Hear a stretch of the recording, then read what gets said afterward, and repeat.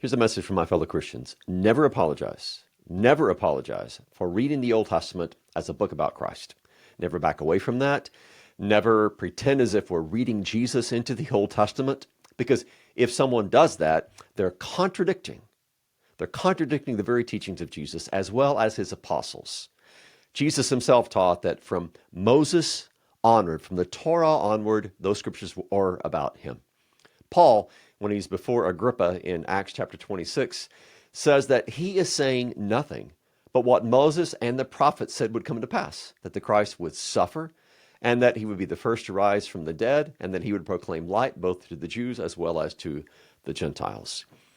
For the New Testament, it's clear that the Torah and the prophets and the writings, each in their own distinctive ways, some more clearly than others, but each in their own distinctive way, are proclaiming the core central message that our salvation is going to be in the one who suffers, dies, and rises again on our behalf, in Jesus the Messiah.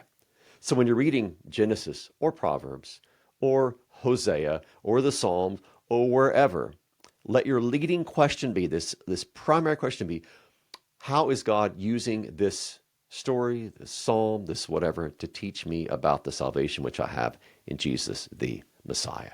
Because that's the message of the Old Testament.